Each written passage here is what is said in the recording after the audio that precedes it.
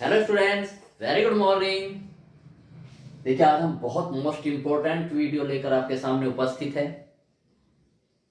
Board के exam बहुत नजदीक आ रहे हैं, तो देखिए क्वेश्चन आपके सामने है। ट्रांसफॉर्मर किस सिद्धांत पर कार्य करता है? इसकी रचना तथा क्रिया विधि का वर्णन कीजिए। तो स्टूडेंट्स, मैंने आपको बताया हुआ है कि जब भी हम किसी भी एपरेटस का वर्णन करते हैं या उसे डिस्क्राइब करते हैं तो सबसे पहले उसका सिद्धांत लिखते हैं। ठीक है स्टूडेंट, वो किस सिद्धांत पे कार्य करता है। तो पहले इसका सिद्धांत लिखेंगे स्टूडेंट्स, फिर देखेंगे ट्रांसफॉर्मर है ये क्या, ठीक है, ये कितने प्रकार का होता है, इसकी रचना तथा क्रिया विधि का वर्णन हम करेंगे। बहुत मोस्ट इंपोर्टेंट है। तो देखते हैं इसका सिद्धांत किस पर कार्य करते हैं स्टूडेंट्स। तो हेडिंग डाल लीजिए आप, ट्रांसफॉर्मर सिद्धांत।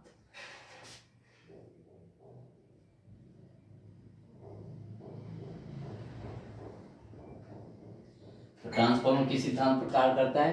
ट्रांसफॉर्मर अन्योन्य प्रेरण की क्रिया के सिद्धांत पर कार्य करता है। अन्योन्य प्रेरण मैंने दो प्रकार की क्रियाएं पढ़ाई थी, एक तो स्व प्रेरण की क्रिया पढ़ाई थी और एक अन्योन्य प्रेरण की क्रिया। तो लिखिए, ट्रांसफॉर्मर ट्रांसफॉर्मर अन्योन्य प्रेरण के सिद्धांत पर कार्य करता है। अन्योन्य प्रेरण के सिद्धांत पर कार्य करता है।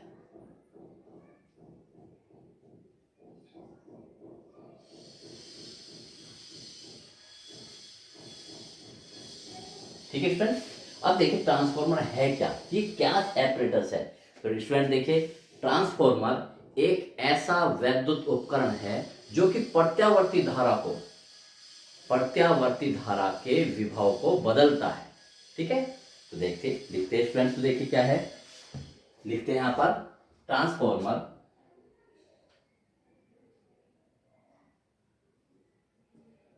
ट्रांसफॉर्मर एक ऐसा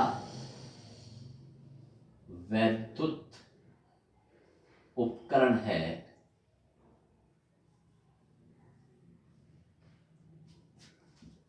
जो कि प्रत्यावर्ती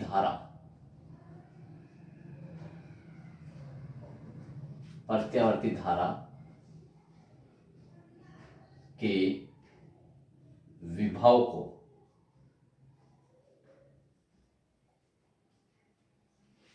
बदलने के काम में आता है। ठीक है ना, विद्युत प्रत्यावर्ती धारा के विभव को बदलता है। सीधी सी भाषा में लिखते हैं, परिवर्तित कर सकता है, परिवर्तित करता है, परिवर्तित करता है। ठीक है स्टूडेंट्स, तो ट्रांसफॉर्मर दो प्रकार का होते हैं। लिखो ये भी, ट्रांसफॉर्मर, बहुत ध्यान से स्टूडेंट, ट्रांसफॉर्मर दो प्रकार के होते हैं।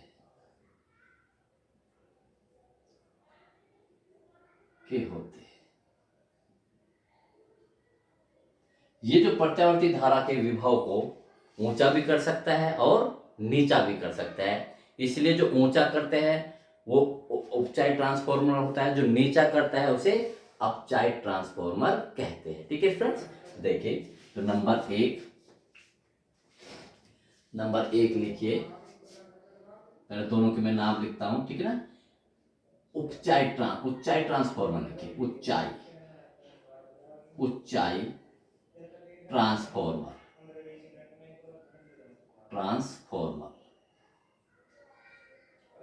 ठीक है। स्टूडेंट्स से हम बोलेंगे स्टेप अप, यानी ऊंचा करते हैं, स्टेप अप ट्रांसफॉर्मर। ट्रांसफॉर्मर को हम सीरीज छोटे भाषा में टीएफ लिखते हैं। नंबर दो, अब देख लीजिए स्टूडेंट्स, ट्रांसफॉर्मर को शॉर्ट में क्या लिखते हैं, टी से बनता है ट्रांसफॉर्मर, ठीक है, एफ से ट्रांसफॉर्मर बनता है, सबसे एक अपचाई ट्रांसफॉर्मर, अपचाई ट्रांसफॉर्मर,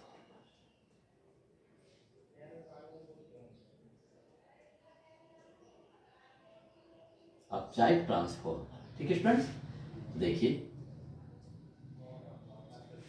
स्टेप डाउन, इसे क्या बोलेंगे students? Step down, step down transformer. अब इनका वर्णन करते हैं, देखिए तो देखिए इस ऊंचाई ऊंचाई ट्रांसफॉर्मर, हेडिंग डाल लीजिए ऊंचाई ट्रांसफॉर्मर, ऊंचाई ट्रांसफॉर्मर।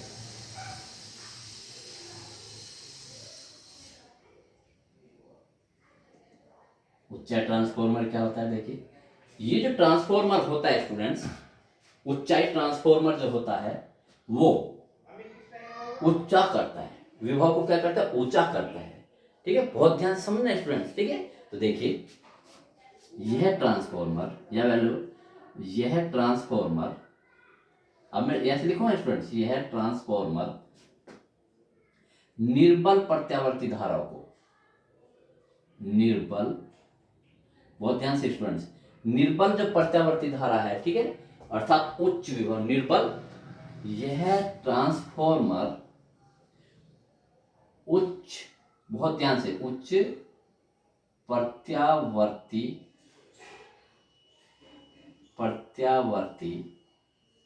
धारा के उच्च प्रत्यावर्ती धारा के निम्न विभव को, निम्न विभव को, बहुत ध्यान से, निम्न विभव को निम्न प्रत्यावर्ती धारा के, यहां तो ऊंचाई स्टूडेंट्स, यहां पर हो गए प्रत्यावर्ती को, निम्न विभव को निम्न प्रत्यावर्ती धारा की, निम्न प्रत्यावर्ती धारा को, निम्न प्रत्यावर्ती धारा के उच्च विभव में बदलता है, उच्च विभव में बदल, बहुत ध्यान से लिखना स्टूडेंट्स, उल्टा सम, उच्च विभव में बदलता है।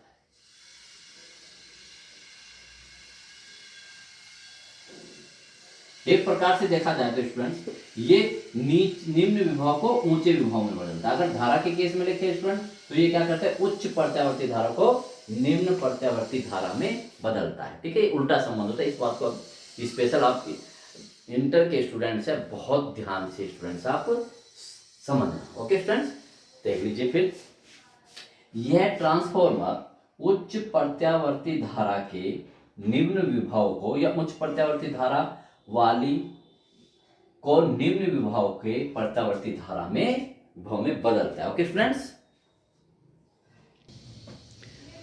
तो देखिए स्टूडेंट्स, जो ऊंचाई ट्रांसफॉर्मर है, इसी के नाम से ये पता चलता है कि ऊंचा करता है किसी चीज को। किसको करता है? हमेशा ध्यान रखना है, विभव को बदलता है। तो ये क्या करते हैं स्टूडेंट्स? निम्न विभव को ऊंचा विभव करता है। लेकिन हमें पूरा सेंटेंस लिखना है, तो देखिए लिखेंगे स्टूडेंट्स, मैं थोड़ी सी आसान लैंग्वेज में लिखता हूँ स्टूडेंट्स, जिससे कि, इसलिए मैंने पहले वाला सेंटेंस मिटा दिया है। तो देखिए ऊंचाई ट्रांसफॉर्मर होगा, अब लिखिए यह ट्रांसफॉर्मर, ट्रांसफॉर्मर के लिए स्टूडेंट्स बस सिर्फ ये लिखिए, यह ट्रांसफॉर्मर निम्न विभव की, देखना बहुत ध्यान से स्टूडेंट्स, निम्न विभव की, निम्न विभव की उच्च प्रत्यावर्ती धारा को, उच्च प्रत्यावर्ती धारा को, ये सेंटेंस ही लिखना है आपको स्टूडेंट, उच्च प्रत्यावर्ती, उच्च प्रत्यावर्ती धारा को, कोमा लगाओ ध्यान से, निम्न विभव की जगह लिखा उच्च विभव की, उच्च विभव की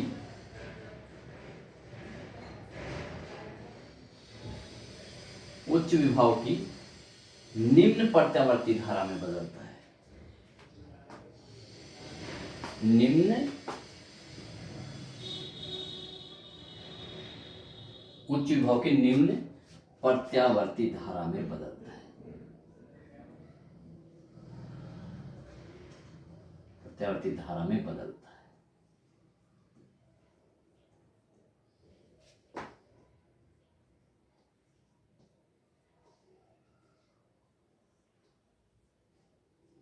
ठीक है आसान, देखो अब चाहे ट्रांसफॉर्मर लिख लीजिए स्टूडेंट्स। अपचाइड ट्रांसफॉर्मर इसका उल्टा होगा अपचाइड ट्रांसफॉर्मर।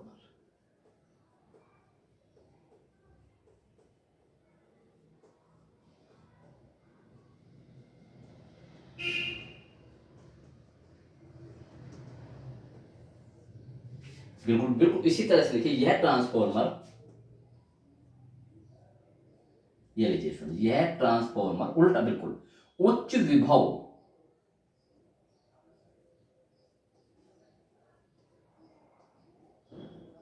उच्च विभव की निम्न प्रत्यावर्ती धारा को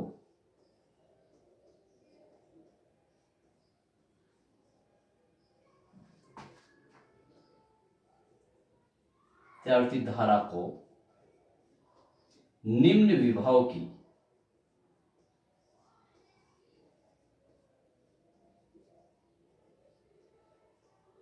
की उच्च प्रत्यावर्ती धारा में बदलता है। बहुत ध्यान से स्टूडेंट्स, उच्च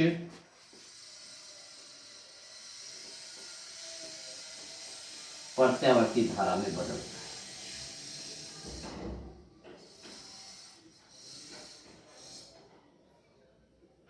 ठीक है स्टूडेंट्स, आप सीधे स्टूडेंट्स ये भी याद रखते हैं, ये निम्न विभव को ऊंचा करता है, ये उच्च विभव को निम्न करता है, लेकिन उसके साथ आपको धारा भी जोड़नी चाहिए, क्योंकि धारा विभव है, वास्तव में तो क्या बहती है, धारा बहती है, तो इसलिए इसको आप इसी प्रकार से लिखेंगे। ठीक है ना। अब इसकी रचना तथा क्रिया विधि का वर्णन हमें करना है। ठीक है स्टूडेंट्स, तो देखिए स्टूडेंट्स, रचना तथा क्रिया विधि का वर्णन कैसे करते हैं, तो इसकी रचना कैसे होती है स्टूडेंट्स। देखिए हम क्या करते हैं स्टूडेंट्स, एक ये मैं दोनों को ही बना दूंगा स्टूडेंट्स। देखिए ये एक हमारी पटलित क्रोड बनाने के लिए स्टूडेंट्स हम नर्म लोहे की एक ऐसी आयताकार पत्ती ले लेते हैं। ओके स्टूडेंट्स, इसे बीच में से काट देते हैं, ये लीजिए, इसे बीच में से हमने काट दिया, ये हिस्सा हमने निकाल दिया। ओके स्टूडेंट्स, देखो बिल्कुल जस्ट ऐसे मैं आपको बताता हूं स्टूडेंट्स,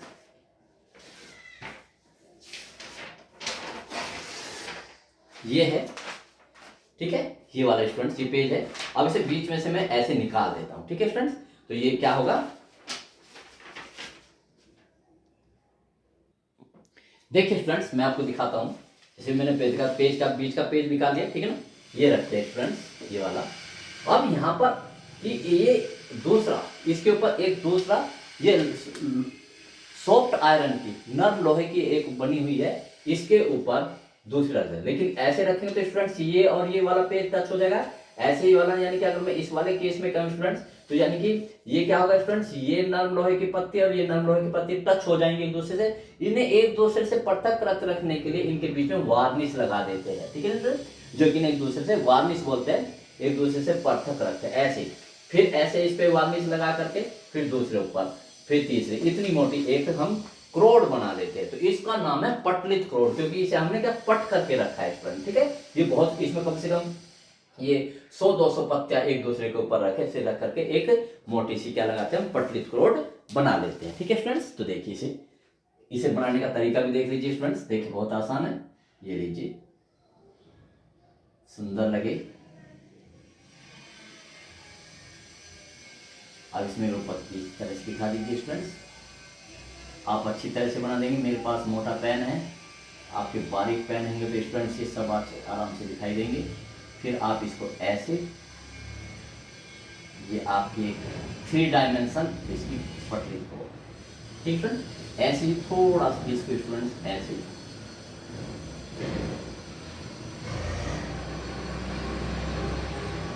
बनाना सिखा रहा हूँ मैं स्टूडेंट, नहीं तो मैं बना के एक बार आपको दिखा दूँ। ये लीजिए थोड़ा सा, ठीक है, आप इसको ये लीजिए, ठीक है, इस प्रकार से हमारा एक ये क्या है, नर्म लोहे की पटलित क्रोड। कैसे क्या है स्टूडेंट्स, ये नर्म लोहे की पटलित क्रोड, मैं लिख भी देता हूं स्टूडेंट्स, ये जो बनी है नर्म लोहे की पटलित क्रोड, नर्म लोहे की पटलित क्रोड। पटलित जान में पट पड़ी हुई है, पटलित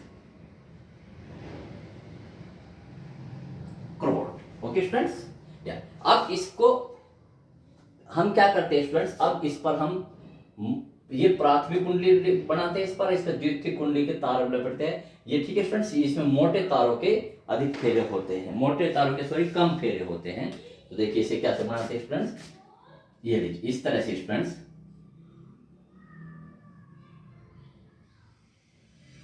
इस तरह से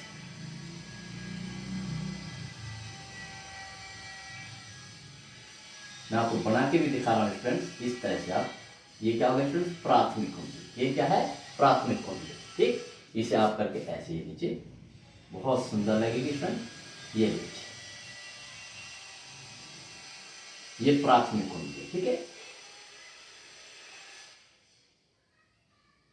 ये प्राथमिक कुंडली, ये लीजिए। बात समझ में आ गई स्टूडेंट्स। अभी इसे मत जोड़िए, आप ये लीजिए, समझ आ गया ना। एक तार लीजिए, आप उसे एक सिराई पकड़े और इसे ऐसे लपेटते चले जाइए। ठीक है, तो ये प्राथमिक कुंडली होगी। ओके स्टूडेंट्स, अब इसकी द्वितीय कुंडली स्टूडेंट्स हम बनाते हैं। देखिए द्वितीय कुंडली में ये होते कम फेरे होते हैं। मैं इसे दूसरे कलर से बनाता हूं जिससे कि आपको स्पष्ट नजर आए। ये देखिए बहुत ध्यान से स्टूडेंट्स, बिल्कुल पास पास अधिक फेरे होते हैं। ये लीजिए,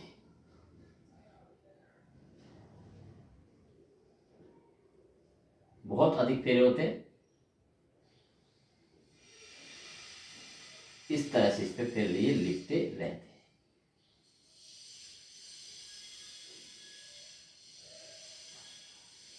ठीक स्टूडेंट्स, ये बात सॉरी, हम इसे एक ही तार से करते हैं, हम इसे तार इसे लाल रंग के ही बनाते हैं। बिल्कुल भी आलस्य नहीं है मेरे काम में, मुझे परफेक्शन चाहिए। जब तक मुझे परफेक्शन नहीं मिलता स्टूडेंट, मुझे सेटिस्फैक्शन नहीं मिलता। ओके फ्रेंड्स, तो इसे मैं रेड कलर से ही बनाता हूँ इसके फेरे, बिल्कुल इसी तरह से, बिल्कुल ऐसे पास पास बना दीजिए स्टूडेंट्स। ऐसे देख रहे हो ना कैसे बना, बिल्कुल इस तरह से बारीक तार।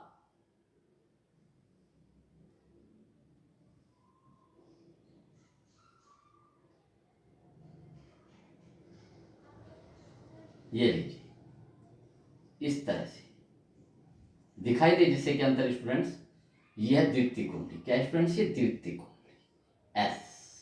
अब देखो इसे थोड़ा सा और बना दीजिए मोटा, जिससे कि हम ये क्या है, मोटे तार।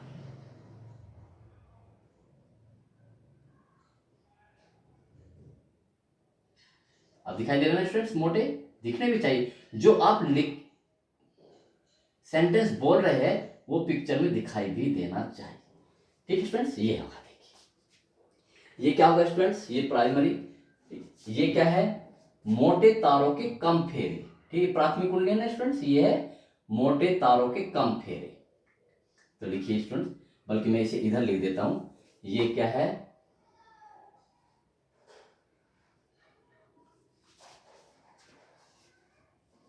मोटे तारों के कम फेरे, मोटे तार, तांबे के मोटे तार के, तांबे के मोटे तार के कम फेरे प्राथमिक कुंडली में। ठीक है स्टूडेंट्स, ये प्राथमिक कुंडली में। द्वितीय कुंडली में क्या स्टूडेंट्स, देखो द्वितीय कुंडली में क्या है, ये वाले, ये द्वितीय कुंडली है। इसमें तांबे के पतले तार, तांबे के पतले तारों के अधिक फेरे, द्वितीय कुंडली जो बनती है, अधिक फेरे। ठीक है, अब देखिए स्टूडेंट्स, ये क्या हो गई, मैं वहां पर लिखा हूं, दूसरा इसमें बनाता हूं जिससे कि आपको बहुत आसानी से इसमें ध्यान रहे। तो देखिए स्टूडेंट्स, ये देखिए, ये आपके मान मैं दूसरे उससे बना रहा हूं जिससे कि आपको ध्यान रहे कि भाई ये कौन सा है। कैसे बनाए स्टूडेंट्स, ऐसे एक, ये लीजिए,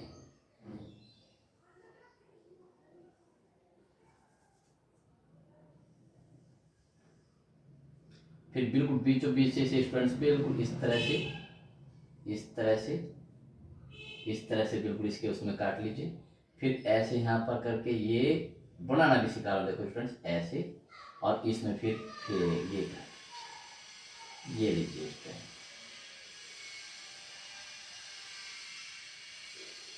ये ऐसे,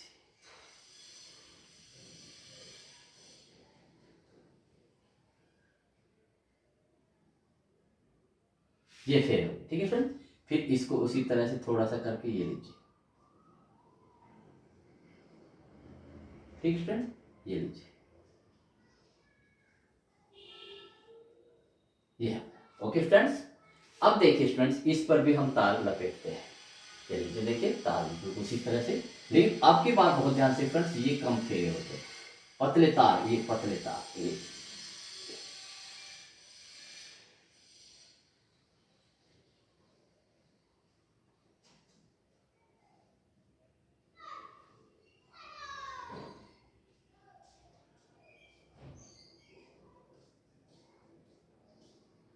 ये इस तरह से फेर होते हैं। किसी तरह से बना लीजिए स्टूडेंट, ये लीजिए, अधिक फेर उल्टा है ना, ये लीजिए, किसी भी तरह से फेर है स्टूडेंट, ये लीजिए।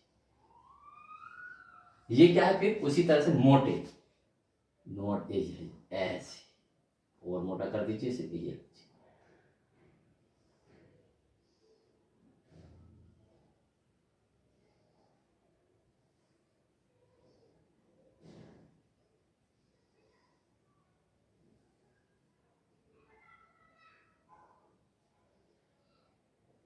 ठीक है फ्रेंड्स।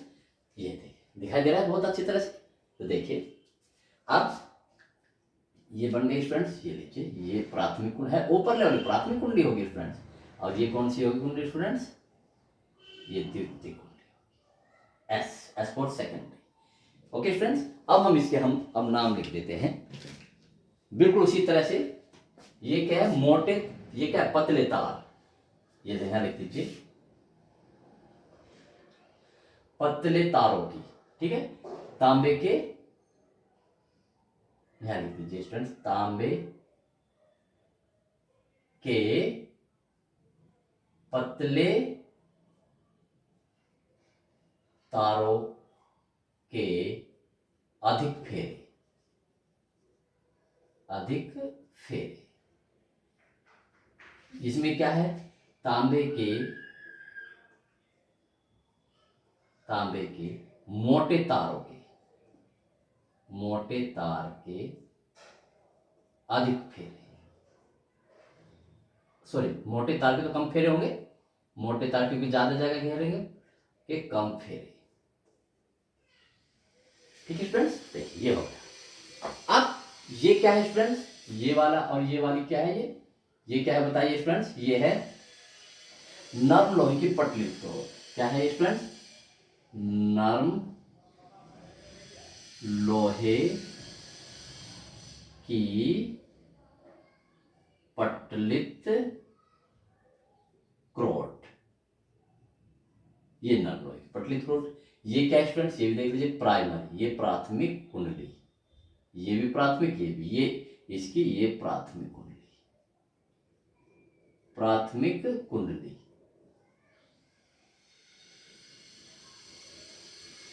और यहां देखिए फ्रेंड्स, ये क्या है, द्वितीय कुंडली,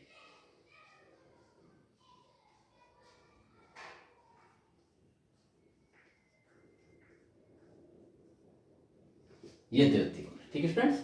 अब देखिए इनके नाम क्या है स्टूडेंट्स, ये कौन सा ट्रांसफॉर्मर है, ये है स्टेप ऊंचाई ट्रांसफॉर्मर,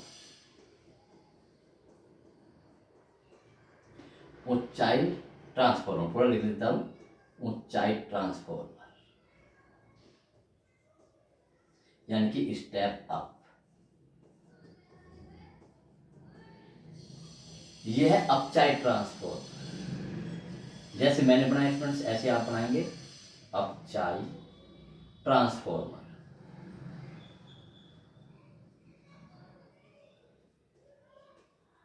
ठीक है स्टूडेंट्स। इसे बोलेंगे step down, step down transformer, देखा स्टूडेंट्स। तो ये किसकी होगी, ये इसकी रचना हो गई।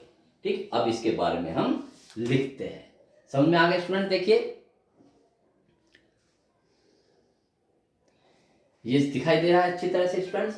तो ये हमने इसकी रचना, अब इसके बारे में लिखते हैं। तो इसमें क्या है, बस इसमें क्या होता है स्टूडेंट्स, इसमें नर्म लोहे की, देखो यहां से स्टार्ट करते हैं स्टूडेंट। इसमें नर्म लोहे की पटलित क्रोड पर दो कुंडलियां लिपटी रहती है, प्राथमिक और एक द्वितीय। ठीक है स्टूडेंट, तो लिखते हैं इसमें, मैं इधर बना लेता हूँ, ठीक है ना, इसमें, या ऐसे कीजिए स्टूडेंट, चलो ठीक है, इसमें, ये इसमें यहां लिख देता हूं, इसमें नर्म लोहे की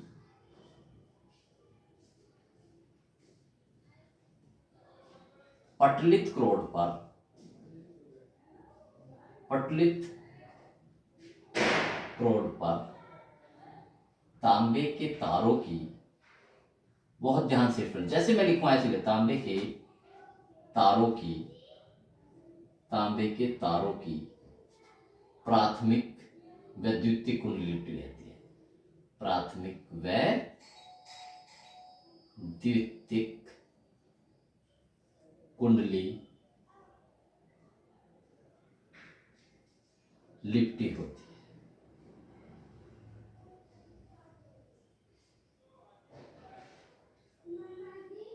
ठीक है फ्रेंड्स, ये पहला सेंटेंस समझ में आ गया। अब बस देखते देखिए फ्रेंड्स, ऊंचाई ट्रांसफार्मर में प्राथमिक कुंडली तांबे के मोटे तारों के कम फेरे होते हैं, जबकि अपचाई ट्रांसफार्मर में ऐसे, ठीक है ना, एक इसका लिखते हैं फ्रेंड्स इसमें, जैसे ऊंचाई ट्रांसफार्मर, ऊंचाई, ये अपना देख लो, ऊंचाई ट्रांसफार्मर की प्राथमिक कुंडली में, प्राथमिक कुंडली मोटे तांबे के मोटे तार है ना, तांबे के मोटे तारों, मोटे तारों के कम फेरे होते हैं, कम फेरे होते हैं, जब, तथा, याद रखो स्टूडेंट, तथा द्वितीय कुंडली में, द्वितीय कुंडली में तांबे के पतले तारों के अधिक फेरे होते हैं, के अधिक फेरे होते हैं,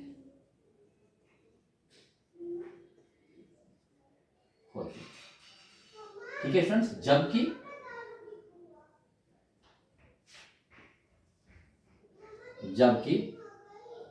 अपचाई ट्रांसफार्मर में, अब इसकी बात करते हैं, जबकि अपचाई ट्रांसफार्मर में प्राथमिक कुंडली में, प्राथमिक कुंडली में पतले तारों के अधिक फेरे तथा द्वितीय कुंडली में, द्वितीय कुंडली में मोटे तारों के कम फेरे होते हैं, कम फेरे होते हैं।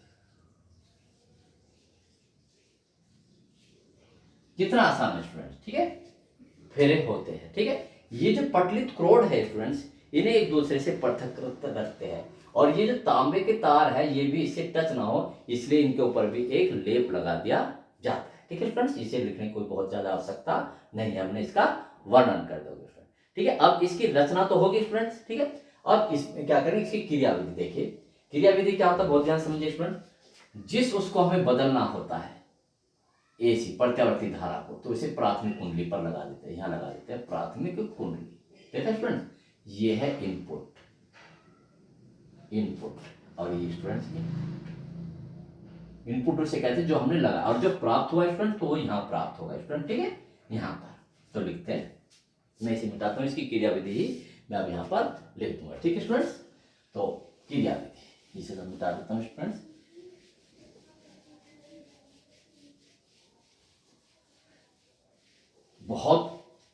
ध्यान से पढ़ना भी, समझना भी और लिखना भी बहुत मोस्ट इंपॉर्टेंट है स्टूडेंट। तो देखिए अब नेक्स्ट पैराग्राम से इसकी मैं क्या क्रिया विधि, तो देखिए जिस प्रत्यावर्ती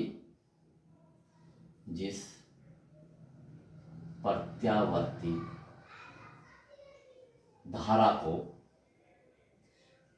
परिवर्तित करना होता है,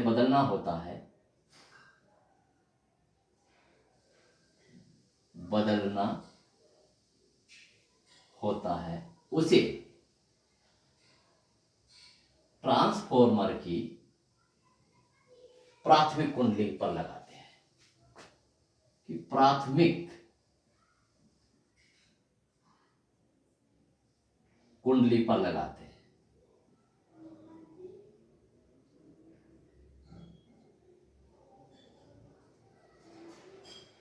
ठीक है सर, प्राथमिक कुंडली पर लगाते हैं यहां पर, और उसका बदला हुआ रूप कहां पर प्राप्त होगा, द्वितीयक कुंडली पर।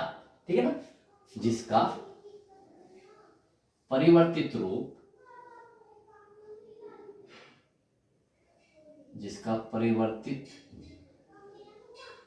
ठीक है, जिसका परिवर्तित रूप द्वितीयक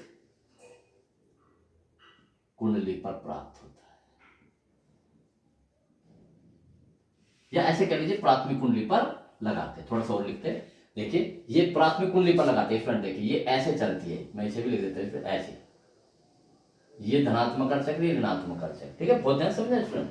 जब ये प्रत्यावर्ती धारा के धन चक्र के दौरान जो ये कुंडली है, आपको पता है जब किसी कुंडली में हम धारा प्रवाहित करते हैं तो चुंबक बन जाती है।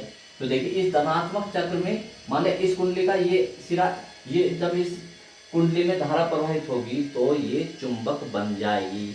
और चुंबक में क्या होता है स्टूडेंट्स, एक N ध्रुव होता है और एक S ध्रुव होता है। बहुत ध्यान समझना स्टूडेंट। ठीक है, तो देखिए तो ये कैसे चुंबक बनेगी, ये N बनेगी और ये S बनेगी। ठीक है, अब जैसे ही ऋणात्मक भाग इसमें धनात्मक ऋणात्मक अर्ध चक्र होगा तो ये विपरीत दिशा में चुंबकित हो जाती है, यानी कि अब की बार ये क्या बनेगा, ये S बनेगा और ये N बनेगा। ठीक है ना, अर्थात इससे गुजरने वाले चुंबकीय फ्लक्स में परिवर्तन होगा। अतः फैराडे के नियम के अनुसार, और यही चुंबकीय फ्लक्स में परिवर्तन इसमें होगा, अतः फैराडे के नियम के अनुसार द्वितीयक कुंडली में एक प्रेरित विद्युत वाहक बल प्रेरित हो जाता है, जो कि इसका बदला हुआ रूप होता है। वो इस बात पे निर्भर करता है फ्रेंड्स कि प्राथमिक कुंडली और द्वितीयक कुंडली में क्या अनुपात है। ओके फ्रेंड्स, तो देखते हैं, तो देखिए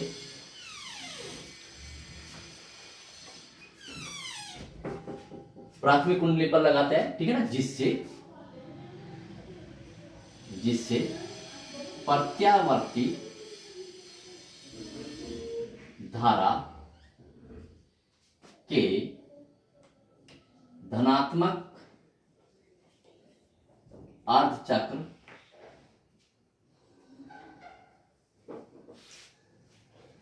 में कुंडली,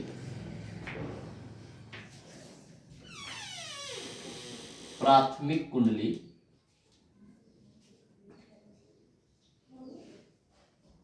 चुंबकित हो जाती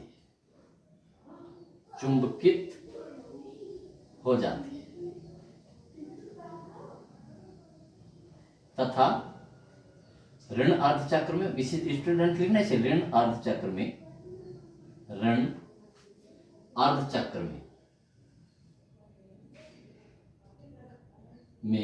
कुंडली विपरीत दिशा में चुंबकित होती है, विपरीत दिशा में चुंबकित होती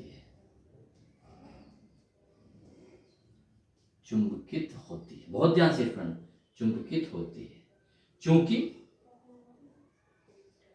जो चुंबकीय फ्लक्स, देखो फ्रेंड ये लीजिए, मैं इसे दूसरे कलर से बनाता हूं स्टूडेंट। देखिए जो, अब ये देखो स्टूडेंट बहुत ध्यान से, ये चुंबक बन गई।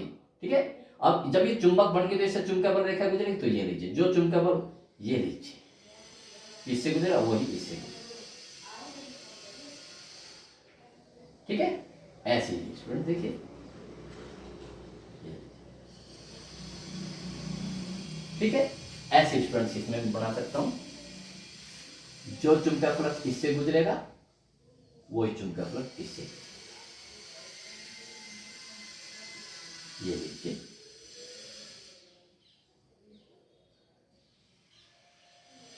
इस तरह से आप बनाएं। सुंदर, अति सुंदर। तो ठीक है स्टूडेंट्स, विपरीत दिशा में चुंबकित होती है, क्योंकि जो चुंबकीय फ्लक्स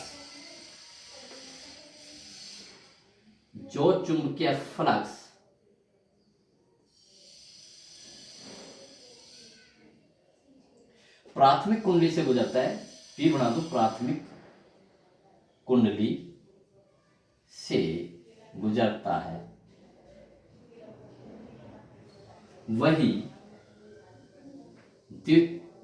एस बना दो, वही एस कुंडली से भी गुजरता है, एस कुंडली से गुजरता है। ठीक है, गुजरता है। अतः बहुत ध्यान से स्टूडेंट्स, अतः प्राथमिक कुंडली में धारा परिवर्तन के कारण, धारा परिवर्तन हो रहा है ना, कभी बढ़ रही है फिर घटने लगी फिर बढ़ने लगी, धारा परिवर्तन के कारण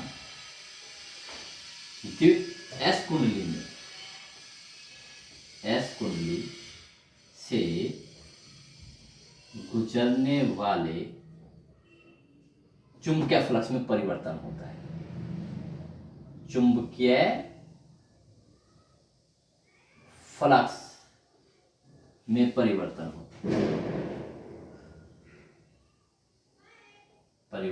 होता है। अतः फैराडे के नियम के अनुसार, फैराडे के नियमानुसार द्वितीयक कुंडली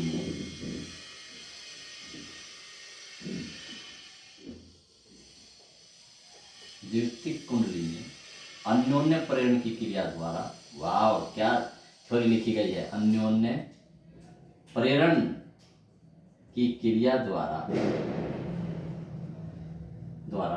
एक विद्युत वाहक बल प्रेरित हो जाता है, एक विद्युत वाहक बल प्रेरित हो जाता है,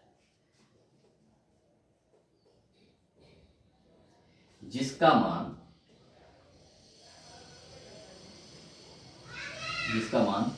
प्राथमिक कुंडली व द्वितीयक कुंडली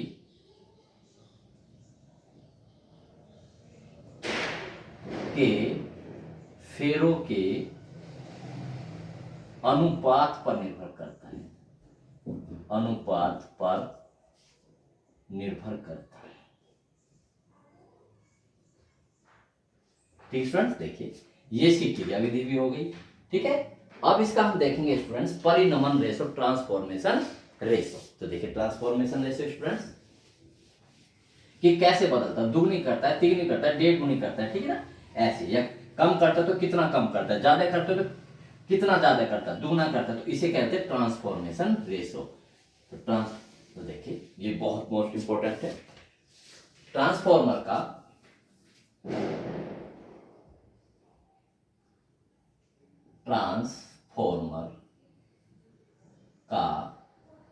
परिनमन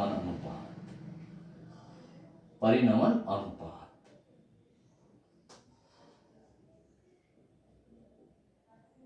जिसे हम ट्रांसफॉर्मेशन रेशियो कहते हैं, इसे के से रिप्रेजेंट करते हैं, के बराबर NS/NP, ये है। ठीक है फ्रेंड्स, जहां NS क्या है, द्वितीयक कुंडली में फेरों की संख्या,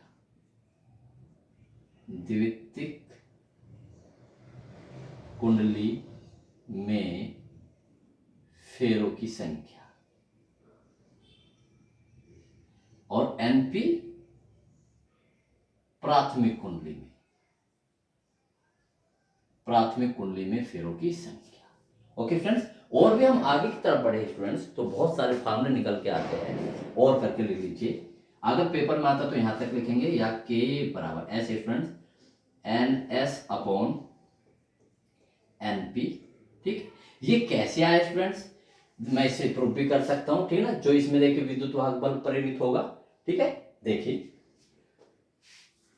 यदि प्राथमिक कुंडली के लिए आप लिख लीजिए प्राथमिक कुंडली के लिए। पूरा सिद्ध कर देता हूँ स्टूडेंट, जिससे आपको प्राथमिक कुंडली में फैराडे का नियम लगा रहा हूं कि इसमें भी तो चुंबकीय फ्लक्स में परिवर्तन हो रहा है। प्राथमिक कुंडली के लिए फैराडे के नियम से, फैराडे के नियम से मुझे पूरा डिटेल में पढ़ाने में बड़ा आनंद आता है। तो देखो ई, ये है फैराडे का नियम क्या है स्टूडेंट्स, ई बराबर minus N delta phi upon delta T, यही तो है स्टूडेंट्स। ठीक है, तो देखिए अब हम इसे हम करते हैं स्टूडेंट। देखिए ई बराबर, तो यहाँ प्राथमिक कुंडली तो यहाँ ईपी लिख दीजिए, माइनस यहाँ एनपी कर दीजिए students, delta phi upon delta T, क्योंकि जो चुंबकीय फ्लक्स इसमें गुजर रहा है एक फेरे से वही इससे गुजर रहा है, तो ये delta phi upon delta T, और दर भी वही है स्टूडेंट्स। ठीक, ये द्वितीयक कुंडली में, द्वितीयक कुंडली के लिए, कुंडली के लिए ई एस बराबर minus N S delta phi upon delta T, divide कर दीजिए ना, या E P upon E S, देखो सब कट जाएंगे, क्या आ जाएगा students, N P upon N S. ठीक है ना, इसे इक्वेशन नंबर 1 दे दो, इसे इक्वेशन नंबर 2 दे लीजिए, यहाँ हम लिख दे इक्वेशन 1 डिवाइडेड बाई इक्वेशन 2।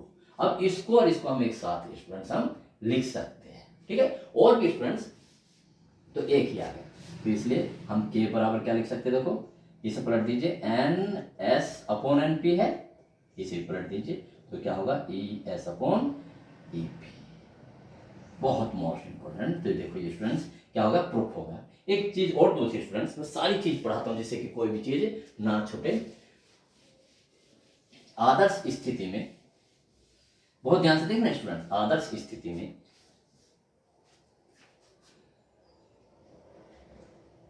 आदर्श स्थिति में ऊर्जा का कोई ह्रास नहीं होता, ऊर्जा का कोई ह्रास या क्षय, कोई ह्रास नहीं होता। ठीक है, कोई ऊर्जा का कोई ह्रास नहीं होता, अर्थात ठीक है ना, प्राथमिक, बहुत ध्यान से, अर्थात प्राथमिक कुंडली में ऊर्जा बराबर, या शक्ति कह लीजिए, प्राथमिक कुंडली में क्या कह लीजिए इसमें, प्राथमिक कुंडली में शक्ति, वैद्युत सामर्थ्य कह लीजिए, प्राथमिक कुंडली की वैद्युत सामर्थ्य बराबर द्वितीयक कुंडली की द्वितीयक कुंडली की वैद्युत सामर्थ्य। तो प्राथमिक कुंडली की वैद्युत, आपको पता है P बराबर है, ऐसे मैं कर सकता हूं, देखो P यानी P बराबर पी एस, ये प्राथमिक कुंडली है, P पर प्राथमिक कुंडली, सेकेंडरी कुंडली। अब V इंटू, ठीक है, तो देखो इस पे लगाइए स्टूडेंट्स, इसमें धारा कितने, P बराबर V इंटू आई होता है ना, देखो P बराबर V इंटू आई, तो लगाइए इसमें क्या कह रहा हूं मैं, देखो students, E P into I P, इसमें क्या है students, E S into I S. अगर मैं स्टूडेंट्स इसको लेकर चलूं तो देखो इससे क्या आता है, E P upon E S बराबर I S upon I P. देखा स्टूडेंट, इन सबको यदि मैं मिलाता हूं, देखो मिला दीजिए आप, देखो अब बहुत ध्यान से स्टूडेंट्स, जो सबसे बड़ा फार्मूला है, अर्थात K बराबर N S upon N P, ये लीजिए बराबर E S upon E P. अब यहां से E S upon E P, इसका उल्टा कर दीजिए, आई पी अपॉन आई, देख लीजिए ये ई S upon E P upon E S है, और यहां मुझे ई एस अपॉन ई पी, तो आई पी अपॉन आई। देखिए आप, एस यहाँ है तो यहाँ भी एस है, यहाँ पी है तो, लेकिन यहाँ अंतर है। ठीक है स्टूडेंट, तो ये आपको केवल ये फार्मूला याद रखना, मैंने सारा फार्मूला प्रूव कर दिया स्टूडेंट, बहुत अच्छी तरह से मैंने आपको ट्रांसफॉर्मेशन रेशियो कराया है स्टूडेंट। ठीक है, अब इसके देखता हूँ स्टूडेंट्स, अगर वीडियो में समय होगा तो मैं इसमें ट्रांसफॉर्मर में होने वाली हानियों का भी और उनका निराकरण का भी लिखवाता हूं। देखिए फ्रेंड्स, इसका एक केस हो गया थोड़ा सा। ये आपने इनपुट ऐसे लगाया तो यहाँ पर इसका आउटपुट बढ़ा हुआ प्राप्त होगा ना, ऐसे। ये लीजिए, ये इसका आउटपुट है, बढ़ा दिया ना इसने, ये किसका, इसका आउटपुट। ऐसे यहाँ कर सकते हैं स्टूडेंट, आपने यहाँ पर ये लगाया, ये से घटा देगा, थोड़ा सा बड़ा कर लीजिए, ये लीजिए, और यहाँ पर इसका आउटपुट का छोटा प्राप्त होगा। ओके स्टूडेंट्स, तो इसे देखते हैं स्टूडेंट्स कौन कौन सी हानि होती है। तो देखिए स्टूडेंट्स, वीडियो बहुत लंबी हो जाएगी, ठीक है ना। ट्रांसफार्मर में जो हानि होने वाली है मैं उसे अलग एक क्वेश्चन में कराऊंगा। इस वीडियो में स्टूडेंट्स इतना ही। इसको पढ़िए, तैयार कीजिए स्टूडेंट्स, बहुत अच्छी तरीके से हर एक लाइन को अंडरलाइन करके पढ़िए। इसमें से 1 नंबर के साथ साथ पूरा क्वेश्चन भी आएगा जो कि 5 नंबर का आएगा स्टूडेंट, ठीक है। Okay student, best of luck.